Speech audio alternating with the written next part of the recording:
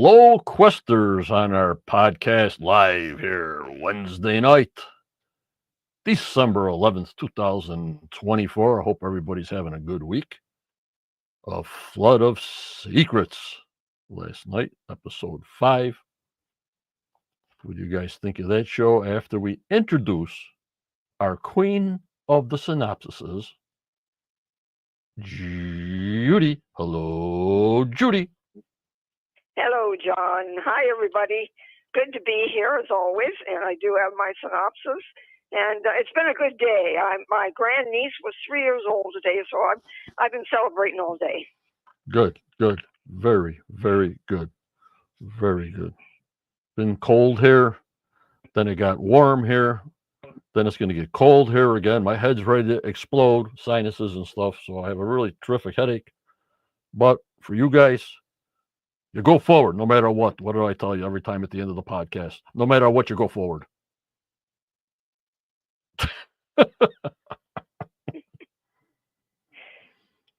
All righty. Headache and all. Here we go, Judy. Okay, Johnny.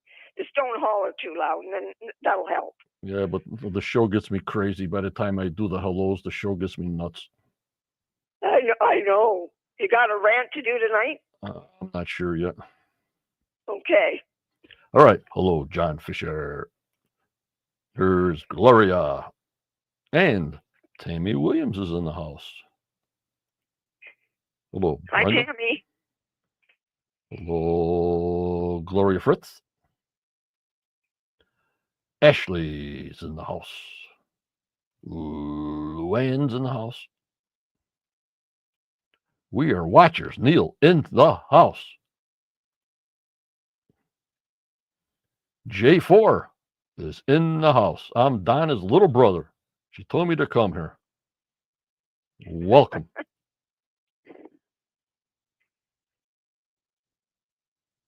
Hello, David. Was it getting cold up north? It's got to be. I mean, if we're getting this freeze that's coming in here, you guys got to be colder than us, David.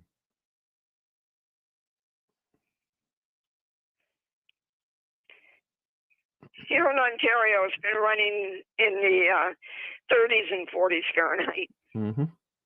Hello, Ray. Hello, Howard. Hello, Scott. Franklin in the house. Christopher in the house. Richard in the house. Carol's in the house. Man traveling Scott's in the house. He's out off the boat, or maybe he's not on the boat. Maybe he's on the beach having a beer watching us, Judy. I think they're home in cold Michigan now, John. I'm sure they're happy. The Trekker, how are you? Hello, Patricia, how are you? Yeah, once we get going, Patricia, you can ask all the questions you want. Hello, Gary is in the house. There's Sydney. She can hear us and see us, or see me. So we're not just talking to a blank wall, Judy. We're talking to the world. Yep, Cindy always lets us know. Thank you, hon.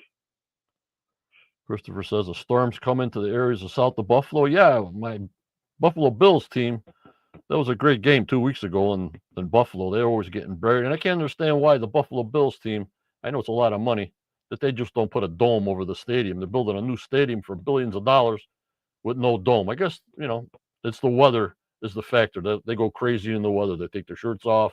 They're drinking beer out there. I don't know. So maybe that's why they didn't put a roof over the stadium, the new stadium, Judy? Yeah, you think they'd put one on, wouldn't you? Oh, God. Huh. Lake effect snow is brutal, right? All right. Got to thank my YouTube membership.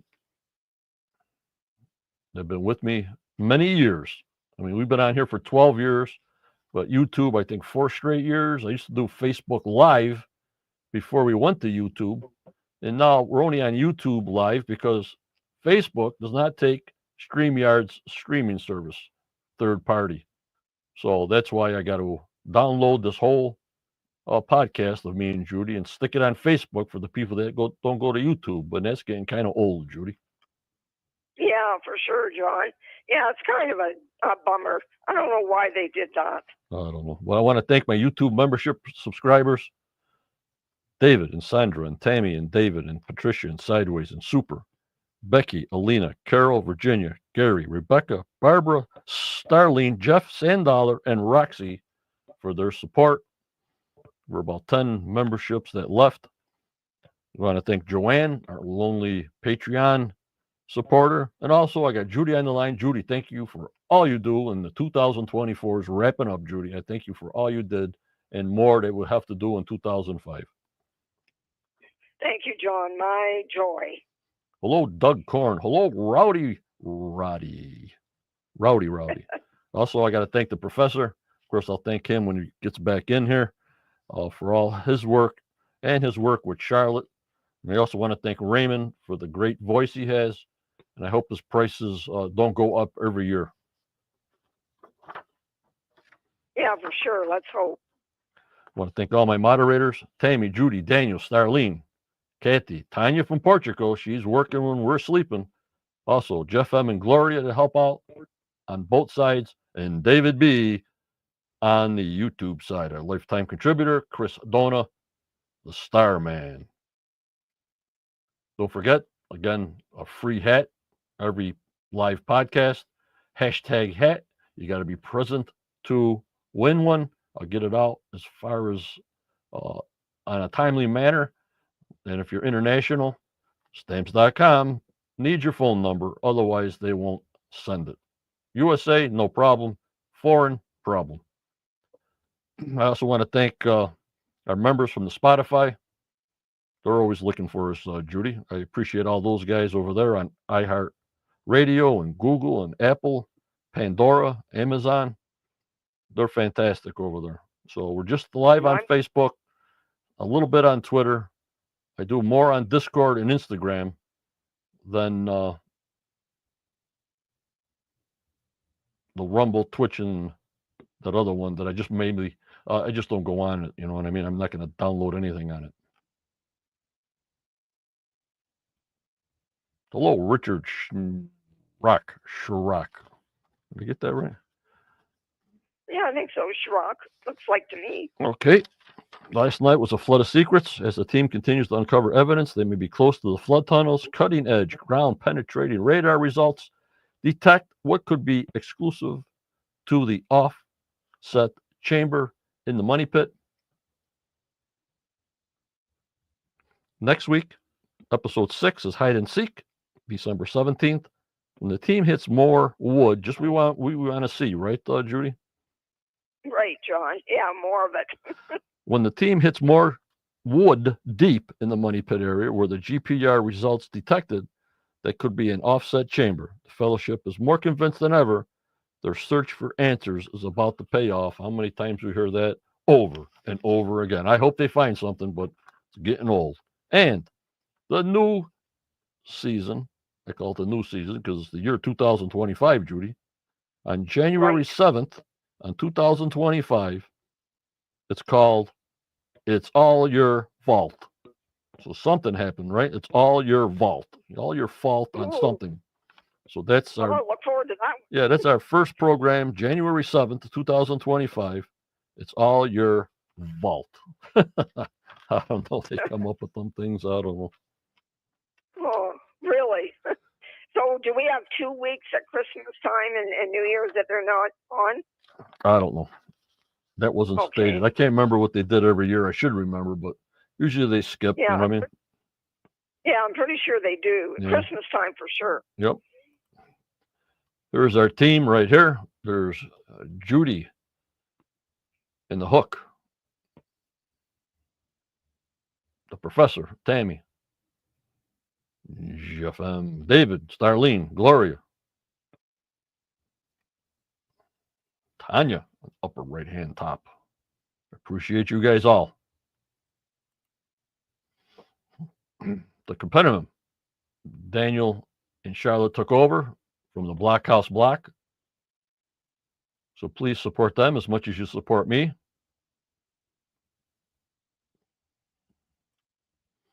support Tony Sampson, the Salty Dog Tours. Take a ride around the island because I never know. It's been what now? 3 years, no tours? It's got to be 3 years, no, Judy? I'm sure, John, if not 4.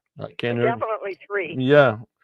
So if you go up there and you're going up around Canada and everything else, and you want to come back down through the Oak Island, get a boat tour from Tony Sampson. Tell him Johnny sent you. You'll have a good time. Always supporting him. He always supports me throughout all these years. I thank him so much for his support also. It's a beautiful area, guys, and lots to see besides Oak Island. I was there before I knew about Oak Island, darn it. The only thing I got to say about last night's episode, if you guys want to chime in before we get into Judy's synopsis, is when that guy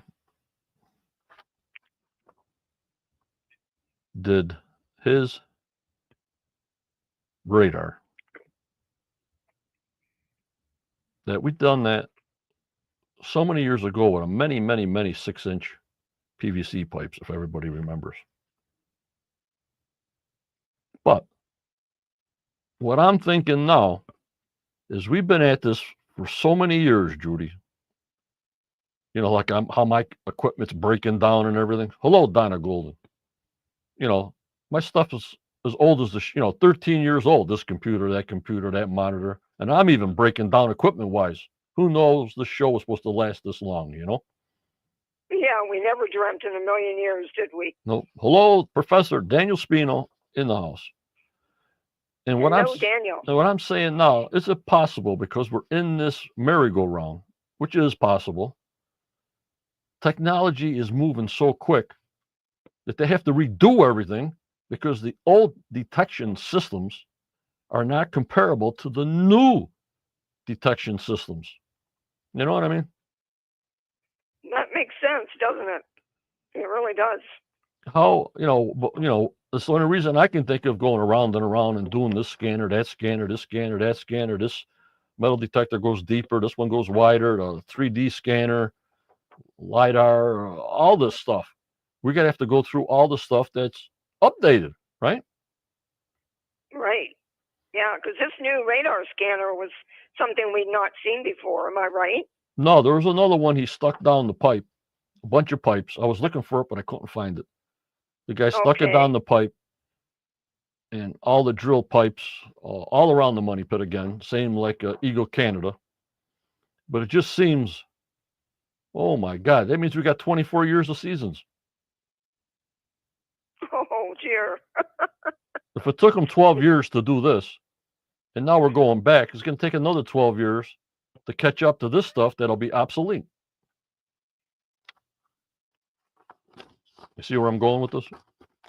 I do, John, and I don't know if I will be available at that time. Well, me neither. But I'll be here if I can, put it that way. Thank you so much, Becky Gilmore, on a super sticker. Thank you so much. Well, thank you, Becky. And it's just unbelievable. But then when we go back to Smith's Cove, it doesn't do anything for me. I'm sorry, guys. No, me either. I still have to question, why did they not do it when they first had Smith's Cove tore apart? Well, I would fire the person involved in the scheduling. I mean, they always knew the conversion spot was there. They always had Rustall's maps. When you got the whole place ripped up, you want to finish that place. This is so disorganized that, I mean, it gives them more content, but it just doesn't follow my protocols as an engineer. I would fire the person. You know what I mean? Wasted time, wasted machinery, wasted hours, wasted everything. If the whole thing's open, I think there was the pad was on there. Then when they got rid of the pad for the crane to put in the cofferdam to sit on, remember? Right, yes. So then once they ripped that down, because that's where the spot is. And even though if it's the conversion area and you have all 5 box drains going into the conversion area, around that area somewhere has to be what? Coconut fiber. They say, well, it's way out. Well, if you have all the 5 drains covered and the conversion area is right there near the 5 drains, 240 years of water going up and down and up and down and in and out and tides in and out should push some coconut fiber closer to the conversion spot, wouldn't it? I would think so, yes. We haven't seen a strain of coconut fiber. Another pit that saw cobbles that went down straight as shaft. I mean, I wish him all the luck, but looking down a money hole and finding more wood and getting dates is just getting not my cup of tea. Tammy says, I swear I heard they will be putting up a new dam. I have been sifting through old footage, but I swear I heard them say about the coffer dam again. I didn't hear anything. No, I haven't either. But and then we know where the one caisson was, and that's why I want to see if this is such a hot spot. They didn't put no caisson where they're drilling right now into the Golden Egg. Their caisson was in front, about 10 feet in front of the garden shaft. Right, and that was the only one, wasn't it? Well, that's the only one we saw through the drone. Now, they could have put one in and took one out in 3 days and put another one in, but I can't quote nobody on that because, we're not there every week, every day, you know what I mean? Right, exactly. All righty. Well, you getting ready there, Judy? I am ready whenever you are, John. All righty. Yeah, Rowdy, 30 by 20, about 600 square feet.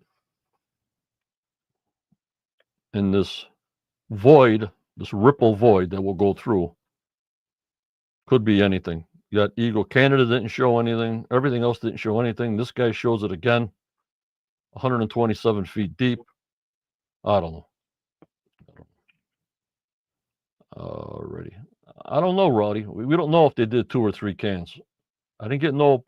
I was asking around, and I couldn't get any answers on how many caissons they did, even though they're telling us they did a bunch, or they're projected to do a bunch. But as far as when the drone was in there, he was going in there, once every 3 weeks, we would say. Hi, Kathy. Right. We only saw 1 caisson in one particular area. But let them surprise us, Judy, and once they show us the show, maybe they'll surprise us. Yeah, maybe, John. There might be some yet to see. Yeah. It's hard to say. Yeah. All right, Judy, let me get your picture up. Okay. All right, Judy, you're on for the world to see. Thank you much, Judy.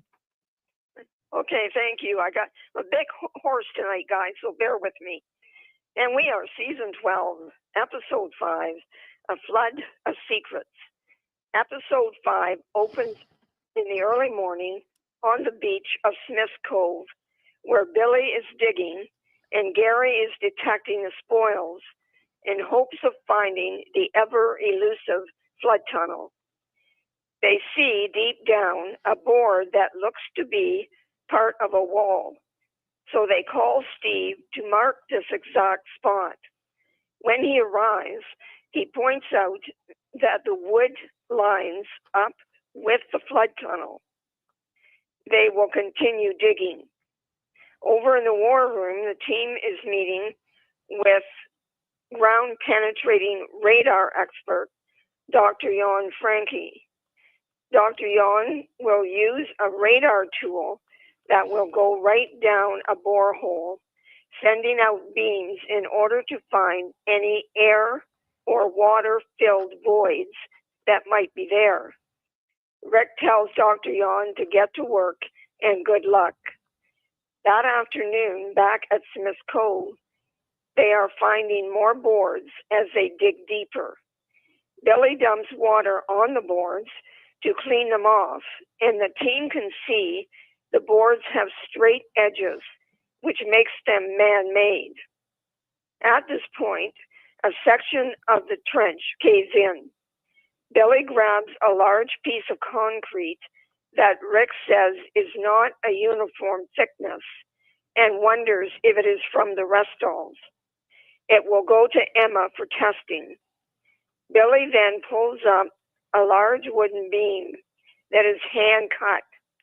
They decide it is too massive to be rest stall related, so wonder if it is original.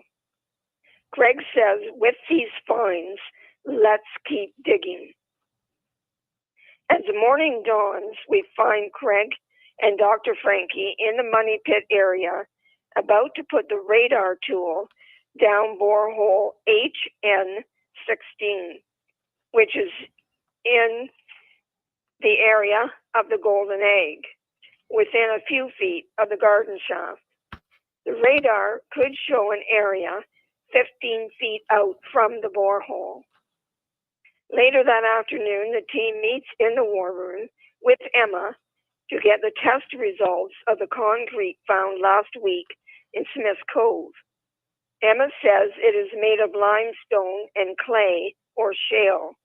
She informs them there are companies in both Quebec and Nova Scotia who have been using this combination since the 1920s, and that this concrete was not thoroughly mixed. Rick says this could then be concrete used by the rest stalls to stop the flow of water from the flood tunnel. Scott adds that they need to continue digging in this area slowly in hopes of finding a vertical shaft. The following morning, back at Smith's Cove, Craig is overseeing the dig as Billy digs up more wood planking. Craig says we need to have it dated. Let's keep digging to see if we can find more. Over on Lot 5, the archaeologists and Jack are digging in the round structure, and Moya finds a piece of glass that looks to be from the top rim of a wine bottle. Then, in the same spot, she digs up what looks like a piece of metal strapping with a slight bend in it. Jack points out it could be off of a box of some kind. Helen arrives, and after looking at the artifacts, says the glass looks to be off of a French wine bottle. The strap will go to the CT scanner in order to determine if the 90% bend is man-made or caused by bending in the ground. Find more, she says. Back on the beach at Smith's Cove, as the team continues to dig, they find a bunch of cobbles that run under the line Steve made earlier. Billy points out that the cobbles are stacked, so somebody had to have done this. As Rick and Scott arrive, Craig says, it's, to me, man-made. Rick points out if there is a flood tunnel here, then there has to be a money pit. So let's keep digging. That afternoon, the team is meeting with Dr. Frankie to get the result of his radar test. He sees a void 12 feet from borehole HN16, that's down the hole 127 feet. It sits 3 to 4 feet from the borehole and is full of either air or fresh water. Since there is no shadow around it, it can't be salt water. Marty declares this could be the famous offset chamber that has eluded them for years. Scott informs them that no searchers were ever done in this area. Rick will make sure that Ian has gotten the water samples he needs. Then they can drill a new borehole 3 feet from HN16. Could this be Marty's infamous offset chamber? Join us next week, fellow questers, to hopefully find an answer. And in the meantime, stay safe, please. Thank you very much there, Judy. Very professionally done. Thank you. Thank you, John.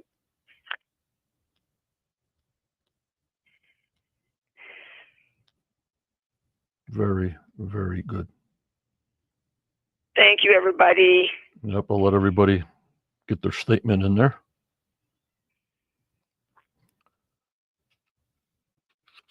Then I have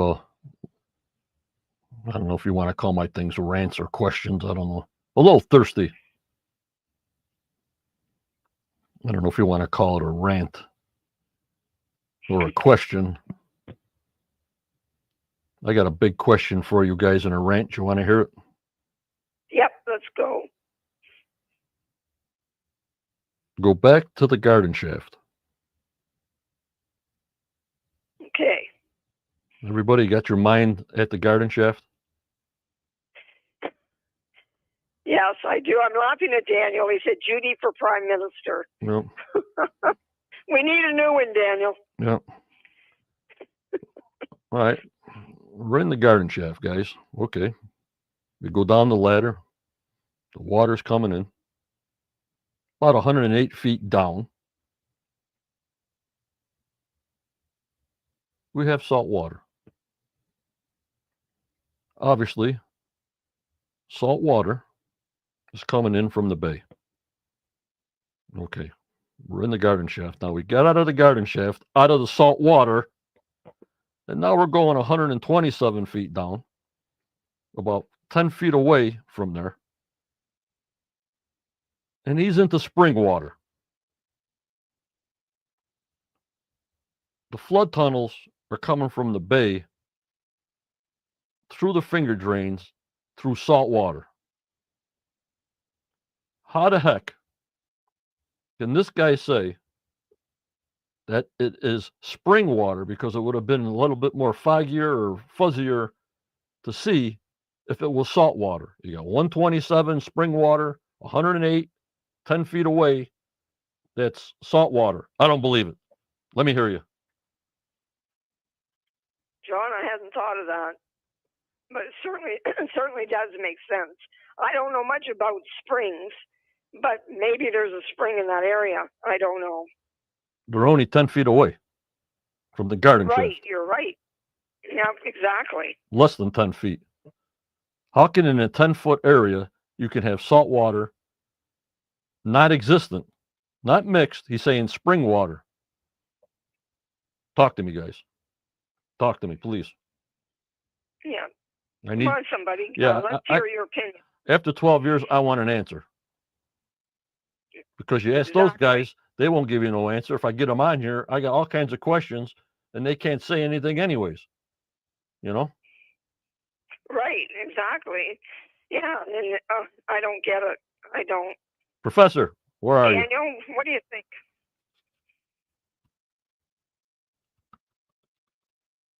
And don't forget, Christopher, it's a spoiler alert. We do everything the day after. I know you guys, or whatever, you're from Canada, on Sundays. Get a VPN so you can watch it all with us on a Tuesday.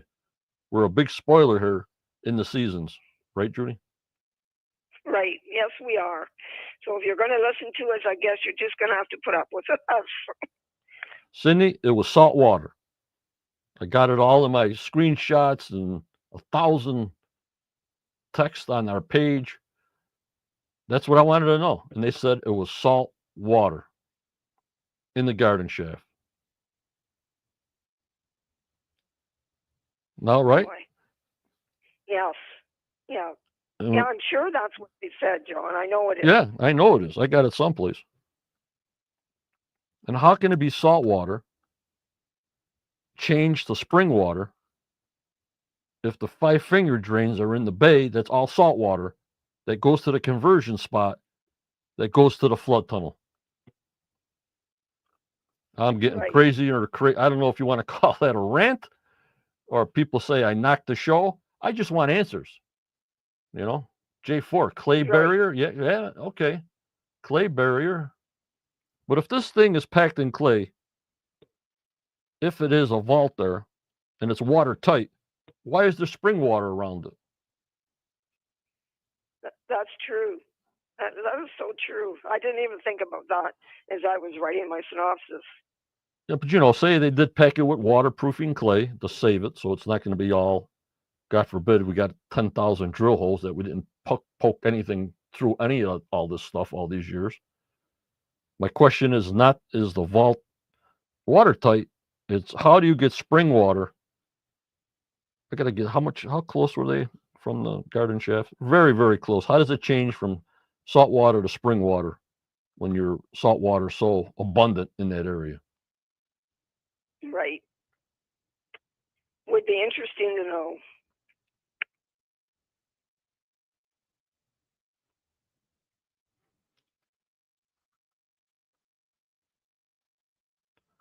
It sits 3 or 4 feet from borehole and is full of either air or fresh water. Since there's no shadow around it, it can't be salt water. So if it's not salt water, well, it's not beer, it's not whiskey, it's got to be spring water. Right. And if the chamber is sealed itself, if it's self-contained, trapped spring water, I can understand that. You got a void, it got spring water in it, it got trapped in there like an air bubble, and it could escape. That could be one answer. You know what I mean, Judy? Right. It could be too. Richard is pointing out that it could also be filled with air and not water at all. Yeah, because that would be showing clear too, right? Right, yes. But when he said the spring water, they sort of, I don't know, threw me for a loop. Well, here Daniel says water intrusion is coming from 2 different sources, and that's based on the geology of the area. It's called KARST, karst topography, and it's literally like Swiss cheese in the vicinity. Okay. Right, we'll have Raymond say Daniel's and Charlotte's synopsis. He was mentioning that. But what do you think of this guy, Daniel? With this new technology. The minute they showed the pyramids, they said, holy Muyan, not again. They showed the pyramids, that he did something at the pyramids in Egypt. I'm going, oh, Lordy, 40, holy Muyan, not again. You know what I mean, Judy? Right, John. Yeah, well, if he was good at doing the pyramids, then he must be good at it. But still, we have to question that water. Teapots. I'm glad I'm not the only one going crazy over the spring water. Teapots, they got me going nuts. Absolutely nuts. R&B garden shaft across from the cabin in season 1 is a pond, which is ignored for a while because it's thought to be fresh water. Well, that had collapsed. Yeah, it collapsed. Daniel says, was he on Ancient Aliens? Daniel, I think so. I don't know. I think he was, because I kept thinking, I've seen this guy before, and I couldn't remember where, so you could be right. I don't know. I don't know, guys. I don't know. If he was at the pyramids, John, he might have been on Ancient Aliens. Yeah. I don't know. Well, I give him all the credit in the world. Just keep on digging and keep on getting these small finds. And keep on driving John crazy. It's that, Judy, I would love to get these guys on here, but they can't answer me. They can't answer me. The questions, I'll still have questions. If I got Dr. Spooner around here and got them all on here, I would get the same answers. You know what I mean? Nothing. Right. And to me, they should be able to answer anything except for what's going on right now. They should be able to answer anything that's been shown already. Right. I don't know. I just want to say thank you to Christopher. He says, I've already watched, but Judy's recap is excellent. That's what he meant when he said that you don't have to watch the show. He listened to me. All right. Thank you, Christopher. R&B, yeah, I know. Non-disclosure agreement, yeah. But see, I don't want to bring them on here. Then we leave. Well, I got more questions now than I did before I brought them on here. I want answers, you know. Right. And then I was saying also, like teapots. Well, if you hire a guy like this, there obviously he's not doing it for nothing, you know, Judy. Right. For darn sure. Stick that rod down C1's caisson. Get a control point. I mean, I was in engineering and stuff like that. You always got to start from a benchmark or a control point. Stick that rod down C1, let it go around, and see what you see. You already know what you saw down there when they put the diver down there. You got C1 that you can just open up the top, put that thing down there. Okay, control point. Yup, that's what we got. That's what we see. Now I believe when it goes down the PVC pipe, that's what's going to show. You know what I mean? Right. John, that could be. Daniel says it appears all of them are on a gag order. Yep, they all are. Didn't the Muyan test show a void in that bed? Right? They showed voids all over the place, J4. They're driving me nuts. Holy Muyan! I guess not good enough because now that they're digging all over the place, this is what Muyan was supposed to not do. Targeted spots, targeted voids, even with Eagle Canada, targeted areas, not putting things all over the place and making a grid to put in 1 million boreholes. It was for you to look underground and target areas of concern. Whatever.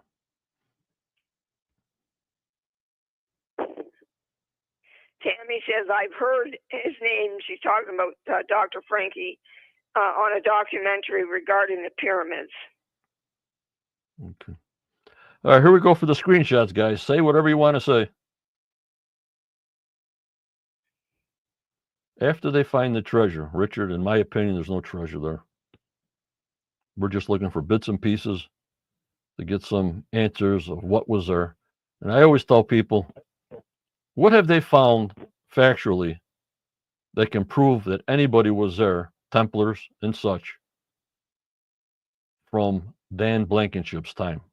What have they proved to me that, yeah, the Templars were there? Yeah, this was there, that was there. It's all theory still. In 2025, we're still into all theory. I haven't seen one factual thing but theory that these things were there through stories and history. What do you think? I agree, John, 100%. We've just not gotten far at all, have we? I mean, surface fine, sure. And like they say, well, this is the only things we found on this island. Well, possibly the British military was there. Probably the black market was there that I can see. You know what I mean? But as far as Templars and all that, putting that treasure there on that island, no, I don't think so. The Golden Manara, no, it's not buried there. Maybe they walked across that island. I don't know.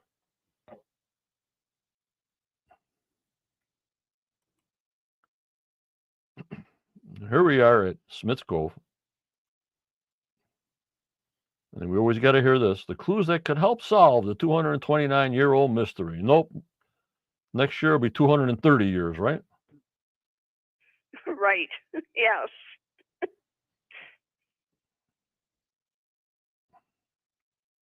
But I give them E for effort. I always like maps. So this is Bobby Rustall's map as they're going by to find the flood tunnel. Bobby did a heck of a job on that. He really did. Yep, he documented everything. They got all the maps. Shh, Scott. Shh.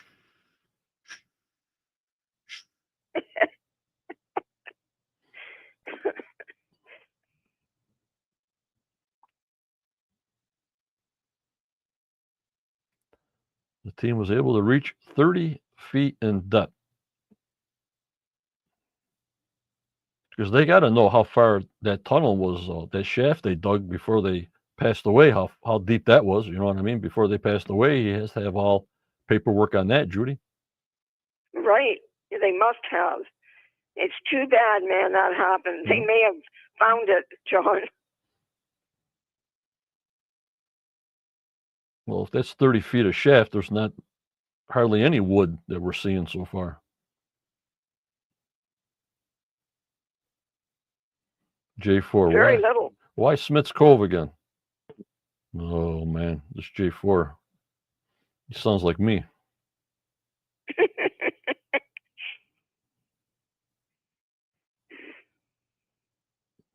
This was all supposed to be shown by Muon Technology, Eagle Canada. Now they're looking, if we find the flood tunnel, we can backtrack it to the money pit. If we know there's a flood tunnel, we know there's a money pit. This is after 12 years, Judy. Right, yes. Exactly, John. Again, I question, why didn't they dig in that spot when they had Smith's Cove opened up? If anything, you know what I can see them dig, Judy and gang? When Rick went in that bucket of the long arm excavator, and they did find a shaft way on the bottom of that huge hole in the uplands. You remember that, guys? Yes.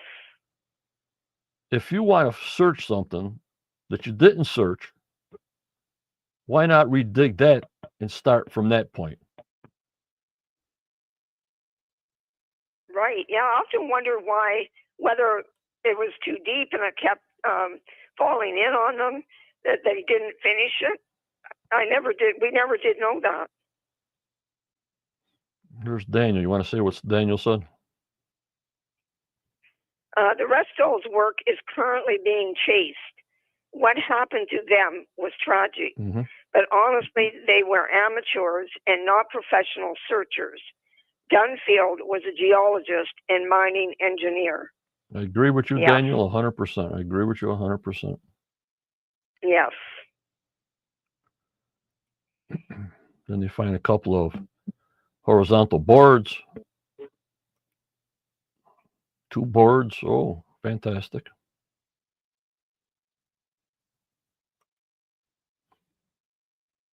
As the excavation at Smith's Cove continues, we're to the war room. Here he is, the man of the week, which is exciting news if something they go there and find. You know what I mean? Right. John Daniel says that Dunfield did a professional survey and concluded there was no flood tunnels. Why are they not mentioning Dunfield's findings? Yes. You know why. Be the end of it, wouldn't it? Here's the main man here with the new ground penetrating radar that showed that void, or whatever you want to call it, in the golden egg. 30 by 15. Who said 30 by 20? Now we know it's 30 by 15 foot. And very, very close to the garden shaft. And again, the spring water, the salt water in the garden shaft. And every square is 5 feet, guys. So if you go 2 squares over, that's 10 feet. So within 10 feet, it could be like the member said, it could be trapped air that is showing clear on his machinery. And it's not spring water, but just a void that's just trapped there over years or whatever. You know what I mean, Judy? Yes, John, for sure. But they are sure ripping everything up. They are doing that. Yeah, that one caisson that's next to all that hoses, that's the one they did this year that they left. I'm trying to get my bearings where C1 is, but I have no idea. Maybe they covered it. Daniel says, this is what concerns me about the show. It seems deceptive. Yes. Greg, I don't blame him. He's looking for updated technology. Yeah, but how many years are you going to do this? 20 years as they keep on updating and updating and updating? Come on. Right. He designs the GPR systems. Okay. 100 megahertz borehole radar antenna. Okay. Yep. The pulses. Voids and metal objects. So he didn't say nothing about a metal object, guys. He was just saying a void, as I remember him in the war room. He didn't say anything about a metal object but it was a void. Am I correct? Yes, Mhm. you are.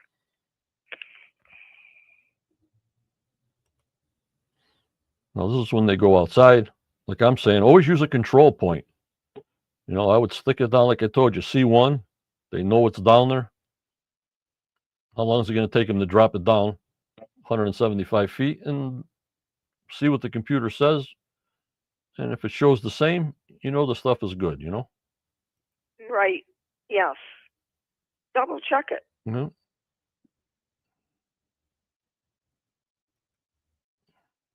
They can't dig out 127 feet. Then I don't think so. 30, 40, 45 feet before the whole thing falls in, especially there at the money pit. So if there's going to be any kind of drilling, again, they'll be around that area. But they can't dig it out because it'll all collapse. So if they're going to put a case on in, would be in this area. You know what I mean? Right. Exactly. Daniel says they tried to get Dr. Frankie to say it could be an offset chamber, and he said, I can only say what I see. Daniel says, I liked that. Me too. Nope, they didn't force feed them. Right. They didn't force feed them the trigger words. And guys, what's the trigger words? Templar, gold, treasure, chest, diamonds, rubies. Oh, God. I don't know, Richard, if metal objects and void show up as the same. That's what we don't know. These are questions I have all the time, and we're just speculating because these pros on here, they won't tell us anyway, so we're just batting it around. You know what I mean, Judy? Right. That's all we can do, and hope something shows up eventually. Mhm. Then this is where the side of the Smith's Cove that's been dug up so many times is collapsing, just like any place in the money pit. That's why they don't need no permits in the money pit. It's not even an architectural site because Laird said that the money pit's just a disaster. Right. Mm-hmm. Exactly. I'm surprised the whole money pit area doesn't just collapse. Yeah, it'd be like a big sinkhole. Like I told them before, Right. if they put all this stuff back and they tapped it every 4 feet, with the big rollers, then backfill, rollers, backfill, rollers, tapping it down. No, they just fill it up and go over with their tractors and put 4 feet of item 4 or a platform of dirt, and that's it. So that's dirt is very, very unstable. You saw when they did H3 or H8, the whole caisson tilted to the right. You know what I mean? Right. Yes. Yeah. I can't see it being very sturdy at all. Well, here's that big beam that we're dragging around. And what I say about this stuff is, when these guys drag all this wood all over the place, why don't they have just like a little sawzall there and have anybody just cut off a little piece and leave that stupid big thing down in the ditch? Why you got to drag around an 8-foot long beam? We can just cut off a piece for dating. I don't get that either. No, really. And let's face it, most of them are getting to the age where that's darn hard on them. Get it off away from Billy's excavator. Cut off a little piece. You don't have to drag it 30 feet away. I don't know. Look at them. There we go. Daniel says, Judy, that's a possibility at some point. I wonder if that's why they suspended tours for safety purposes and liability concerns. Wow, I hadn't thought of that, Daniel. I'd just make that money pit. That money pit area is not good. They don't want people in there, do they? I just put a little temporary bridge over it. Just walk over the bridge. That's all. Okay. Like a single bridge that you can walk in single file to walk right over the money pit. You know what I mean? Right. Yeah, they'd have to do something. Cheap, pre-treated bridge.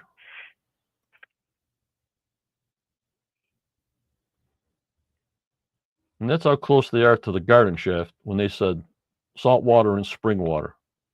So see where they are right there with Greg? Yes. And that's got me baffled. I need answers. Yeah, it's just strange. Big pad of concrete. in the money pit area. Looks pretty nice. Yeah, Ray says the beam may have nails in it.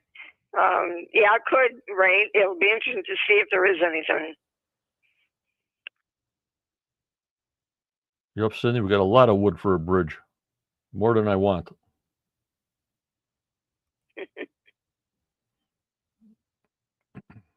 Here's the boreholes they're testing, which Dr. Spooner says when he tested them, there's no more precious metals in the water. It got diluted. Okay.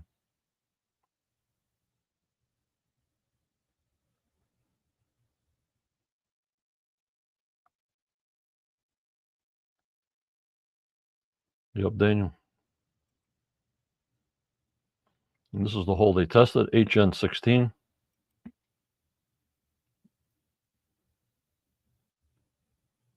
And what I'm saying here, Judy, is HN16, 1 square is 5 feet. I think it's about 6.5 feet from the corner of the garden shaft right there. Okay. Every square is 5 feet.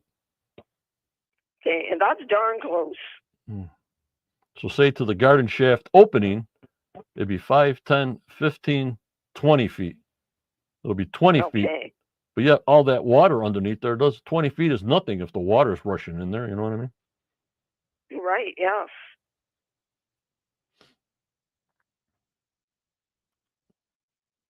Here he goes. There's his unit there.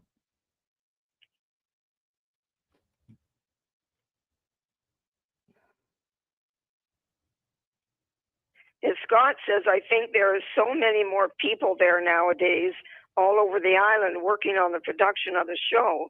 It would be hard to navigate tours. I agree. Hadn't thought of that either, Scott. But I thought the tours were only on Saturday and Sunday when they're down. I don't know the answer to that, John. I don't think there's tours Monday, Tuesday, Wednesday, Thursday, Friday.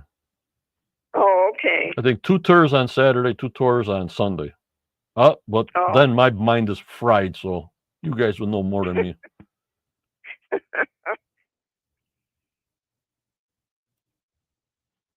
And this is on his phone, the Mark station.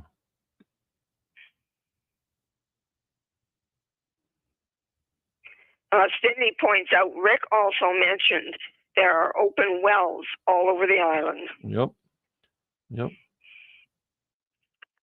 But don't forget, #hat to win a free Quest hat.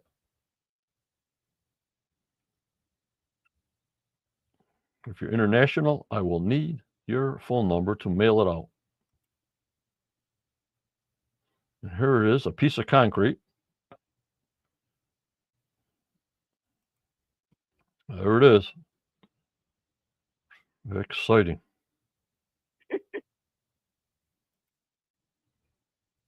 Between the 1920s and the 1970s cement.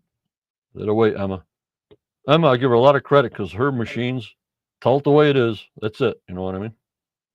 Right. Yeah. She gives them the data and that's it. Yeah. This is the year. This is the minerals. This is it, and that's that. You can call it a button. You can call it a coin. You can call it a half coin or whatever. All that.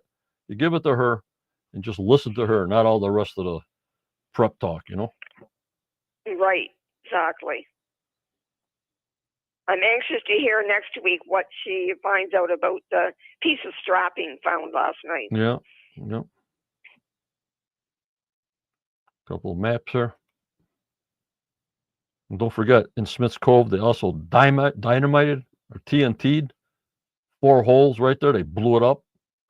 Yet we didn't find any paper, any dynamite paper, which they found before. I think they found some paper from the sticks of dynamite and some residual from the powder of the dynamite. So you would think they would find some of that also digging in Smith's Cove, Judy. Yeah, you would certainly think there'd be something there. Daniel says Emma's the bright spot of the whole show, in my opinion. I agree. I agree too. I second it. Wow, there's nothing in here. I had to do that one because I love that one. That big pile of slop that they already dug up before. And Gary says, wow, there's nothing in here.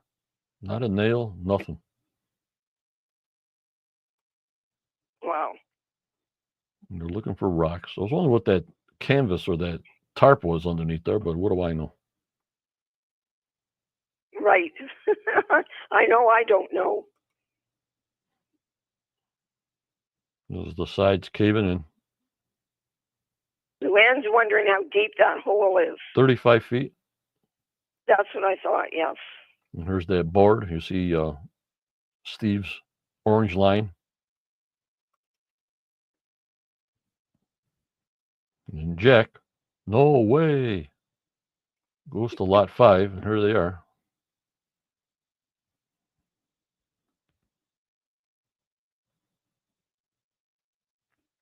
Tommy, don't put fingers crossed in there. I don't think that'll take. You got to take just hashtag hat, Tommy. Here they are digging up again. Here's part of a wine bottle that Judy was saying in her synopsis. Drinking a lot of wine. They're making me drink a lot of wine. And Jack, ooh, what is that? No way. And here's that bent piece of metal. Was it bent from being in the earth, in the soil, or was it bent to be something? It's 90-degree angle, which then they got to put it in, that it's a piece of metal strapping. Now back to Smith's Cove, dig deeper, Lordy 40.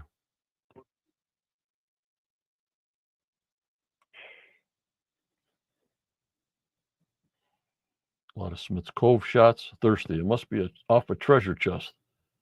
You got that right. Couldn't be off a shoebox. It's got to be a treasure chest. No.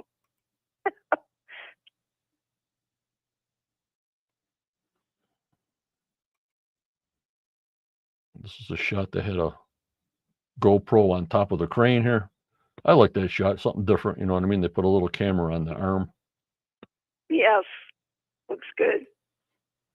Look how big that hole is on this pull-away shot. Holy moly. It is big. Back to the war room. After he processed the data, about 12 feet away from the hole, maybe, from the garden shaft. Okay, the garden shaft, he said it was 18 feet away, Judy. There it is. That's what I was looking for. Okay. What did I say, 20? You were, I think so. You were pretty on anyway. Nope. In that lighted area with the little arrow, that's what it showed. Alrighty, I'm going to now get Raymond aboard, since we pay him on the monthly, on Daniel and Charlotte's synopsis. Let me know if it's coming through, audio-wise, video-wise, volume-wise, in chat. Let me know, because when I put things on, guys, it all looks good on my end, but we don't know if the world's going to see it. All right, Judy, so here we go. It's about 7.5 minutes long. Ready? Listen close, guys. This is good. Here we go. Raymond. Here we go. Season 12, Episode 5, A Flood of Secrets Artifact and Feature Analysis by the Oak Island Compendium. In this week's episode, A Flood of Secrets, we are first taken to the war room where the Oak Island team is meeting with geophysicist and ground-penetrating radar expert Dr. Jan Franke. Dr. Frank has worldwide experience, including the pyramids in Egypt, using GPR, and has been brought to the island by Craig Tester to see if he can detect any voids or chambers using his equipment. Dr. Franke uses a 100 MHz cylindrical sensing tool that he will put down a borehole and see what can be detected. Dr. Franke goes on to say that he could detect a vault that is most likely filled with air or water, and the apparatus will detect its depth and distance. We are then taken to Smith's Cove, where the Oak Island team is continuing their excavation to try to locate the mythical flood tunnels leading to the Money Pit area. A piece of wood, apparently part of a shaft, was exposed at the end of last week's show. The team is investigating this area for a possible structure. More of the wood is exposed, and then a section of trench surrounding it started to collapse and cave in. After more searching, another piece of concrete was found. It resembles a board, and the edges and thickness are not uniform, suggesting it was made by an amateur. A large beam is also unearthed and appears to be hand-cut, and it is speculated it was too large for the race stalls to have used. Then the action shifted to the garden shaft area, where Dr. Franco was beginning to start his collecting of data from his radar testing. The device was put down borehole HN16. As he lowered down the device, it was activated, and he took his first readings. The team is exploring the theory that an offset chamber exists that contains treasure. Dr. Yankee finished his work and will then analyze the results and present them to the Oak Island team. We were then taken to the war room, where the Oak Island team is meeting with archaeometallurgist Emma Culligan, who briefed the team on her analysis of the cement samples taken from the Smith's Cove excavation. Emma stated that the XRD revealed Portlandite, which is Portland cement that is very common. There were two sources for this cement, one in Quebec and British Columbia. Emma believes it was from Quebec, and she ascertained it was from the 1920s to the 1970s in origin. This suggests it was probably from the restores. It was also mentioned that this confirmed that a flood tunnel system is real, but this writer is quite perplexed by such a conclusion. The action then took us back to Smith's Cove, where the excavation work continued. The team found what appears to be rock-filled holes and small boulders in this digging. They have reached about 30 feet in depth and believe they are closing in on a vertical shaft and mythical flood tunnel system. More wood planking is uncovered, which suggests there was some structure at this location. The scene shifted to Lot 5, where the team is investigating the continuation of the stone foundation at the circular feature. Archaeologist Moya MacDonald unearthed what appeared to be a piece of a bottle rim, which she believed was a wine bottle. After more work, a piece of metal strapping was found. The strapping seems to have been bent at a 90-degree angle. Moya suggested it was from a barrel or a box. Jack Begley quickly pointed out that because it was bent, it must be from a chest or box. Archaeologist Helen Sheldon inspected the two finds and stated that the strapping could have been damaged, and that was why it was bent, but could hypothetically be from a box. It seems more likely it was a piece of barrel strapping. She also mentioned that the wine bottle piece was from a bottle of French wine. She stated they had found other French bottle pieces in the area. This keeps the theory of Emiliano Sacchetti in play of the structure being a church. And the team has unearthed a stash of communal wine hidden by the Knights Templar. The action then took us back to Smith's Cove, where the Oak Island team noticed some interesting features. They noticed that there was water at the bottom of the excavation with rock cobbles. They noticed there were boulders lined up, which seemed to suggest something unusual at this location. The team believes this was part of the vertical shaft. Below the 30-feet level, they found more boards and fist-size rocks. The team believes this is a man-made feature that was intentionally placed there. It was mentioned that it seems to line up with a line that could indicate a hypothetical flood tunnel running to the Money Pit area. The episode concluded at the War Room, where the Oak Island team assembled to talk to Dr. Franca regarding his test results. He stated that his testing revealed what appears to be a void at the 127 feet level from the surface. It appears to be a void, open cavern or structure. The team speculates it could be the source of precious metal readings. Dr. Franca mentioned it is a discrete target about 3 to 4 feet from the borehole and could be full of water. Jack Begley asked if it could be a flood tunnel, but Dr. Franca said no, it appeared to be fresh water. He was asked if it could be an offset chamber, and he said he didn't know and could only say what he saw. The team plans to investigate the spot after conferring with Dr. Spooner. Analysis. Oak Island is made up of what is called karst topography. Karst topography is a type of landscape where the dissolving of the bedrock has created sinkholes, sinking streams, caves, springs, and other characteristic features. Karst is associated with soluble rock types such as limestone and gypsum. This is the type of rock found on the eastern part of the island where the Money Pit is located. Caves, caverns, natural cavities, tunnels and other features are found in this landscape. It is very possible that the anomalies found on the radar testing are in fact just natural formations. It is also very possible that the original money pit location was called a pona. A pona is a natural opening or portal that is formed in karst landscape. Ponas come in forms of large pits and caves, large fissures and caverns, networks of smaller cracks, and sedimentary alluvial drains. It's quite conceivable that a pona developed on Oak Island that led to an underground cave system. It's also quite possible that this was discovered and then used to hide and smuggle various goods throughout the course of history. It is also quite possible that this pona and underground cave system was manipulated and made to look like Enoch's vault with Masonic symbology. It's quite possible that this whole thing was hidden in plain sight, and a calling card was left by the same people who used the feature, then buried and concealed it. Then, to explain it, an elaborate hidden treasure story was used to obscure the truth that persists to this day. Please watch for more details in an upcoming investigation by Compendium Investigations. Please follow our weekly episode analyses during the season, along with our Throwback Thursday articles from the original Compendium Blockhouse blog and special investigations and features involving Oak Island. Feel free to reach out to us for questions, comments, information, and any theories to our email, theoakislandcompendium@gmail.com.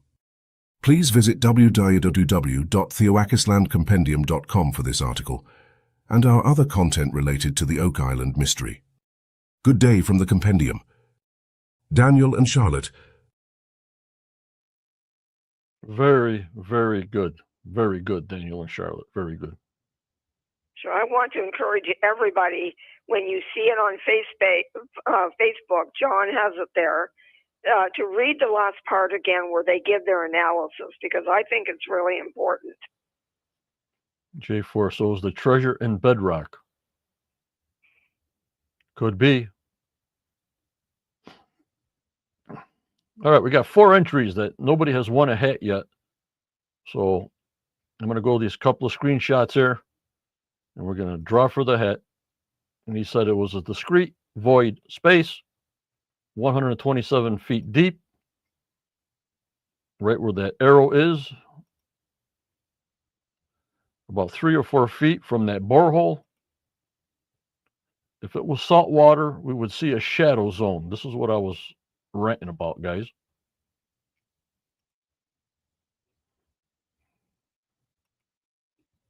So that tells him it's probably fresh water. And that's what set me off, Judy. Yeah, exactly, John. Yeah, he'd have to prove that. Unbelievable. Unbelievable. So, more questions. Oh, my lordy 40. So, okay. Daniel's the best with Charlotte. At least he gives some kind of explanations of what's going on, Judy. Yes, and Daniel sees it in a different way than I do. So I'm always looking forward to his analysis to see what he's thinking. Yep. And it always helps me. Yep. You got to see outside the box, Yes. Just like I just go outside the box. How I try to do a podcast and people say, well, you're directing people this way and that way. No. You either say everything that's out there and you let the people decide. That's why I always say, in my own opinion, because I got to have my opinion. I'm not going to be a podcaster and just going this way the way they're going and going this way what they're going. No, I got to have my own opinion. I put everything out there and you guys make your own choice of what you believe and don't. You know what I mean? You always can turn the channel off and don't watch the program. I get a lot of that.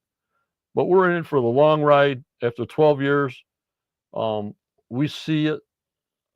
Like I tell you, the fellowship's doing the best they can. It's production. It's advertising dollars. It's, Rick's dream to do this. Marty with the money. After a while, it's going to be coming to a point that I don't know if History Channel and the money is that good that they can just keep on going. It doesn't cost them that much. And how much they're getting paid, I get asked. I don't know how much they're getting paid. But they'd be getting paid pretty good to keep it going for 12 years. And I don't care how much they're getting paid. I just want to know what happened on this island before I'm dead.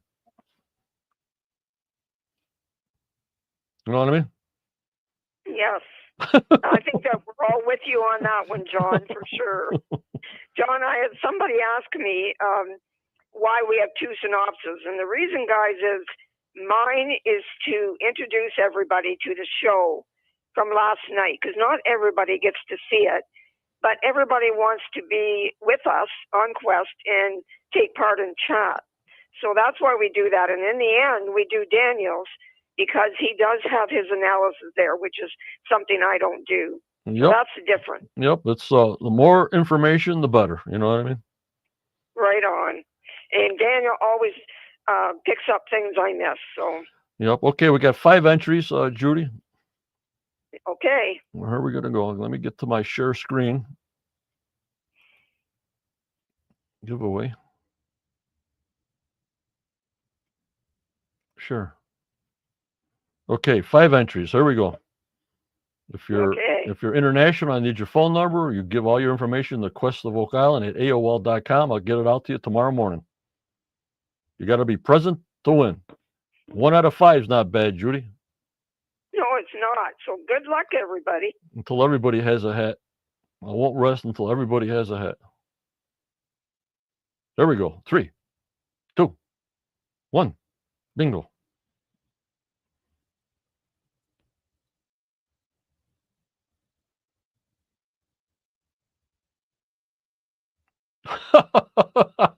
Oh, J4. Oh, for goodness sakes. Congratulations. Good timing. Good timing. He even wins a free hat, Judy, on his first day here. Well, isn't that something? That's great. Congratulations, J4. Unbelievable. Congratulations. And we want a picture, please. Yep, we got to have a picture. Got to have a picture.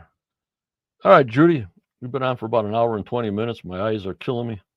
So let's say your goodbyes. I'll say my goodbyes. And we'll see everybody next week. Go ahead, Judy. Okay. Thanks, everybody, for coming with us tonight and taking part in chat. I love listening to you guys. Have a good week. Enjoy Oak Island next Tuesday night. Take it all in so we can discuss it. And for this week, please stay safe. And I'm going to say a Merry Christmas to everybody, too, because we're getting close. So, John, take it easy, and I will talk to you soon. Yep. Take care, Judy. Thank you for what you do. Okay. Bye-bye. All right. We had a question about when they were at the foundation and they had a hollow sound. We don't see anything about that after they mentioned that, about the hollow sound in the dirt. Have no idea. So, who knows? So, I'll see you next Tuesday, pre-show. I hope everything's working for me. Had a little audio problem yesterday, Tuesday morning. And then we'll see you, me and Judy and the gang, next Wednesday at 7:45 to go over and discuss what the heck they're showing us next Tuesday night, 9 p.m. on the History Channel USA. All right. But what do I always tell you guys? What do I tell you? Can we say this all together now? Remember, members, always go forward. You may get a setback in your life, but just believe in yourself. Believe in your dreams, no matter how old you are. For tomorrow is a never given. And as you get older, that's a real pumper. Because in this crazy world we live in, it needs a ton of prayers, and everything that's going on is just out of whack, in my own opinion. So you keep smiling, you stay safe, like Judy says, and stay strong, and stay positive. Keep that positivity with you. Get that negativity away from you. Get anybody negative away from you. Just stay away from them. Get that positivity going. If you need help, there's a lot of help and professional people out there that can help you get that positivity back, and just be yourself. So I want to thank you for joining me and Judy tonight. I'll see you Tuesday pre-show. You'll see Judy and me Wednesday on the podcast. I hope you enjoyed the show. Thank you very much. Thank you. Take care. And bye-bye.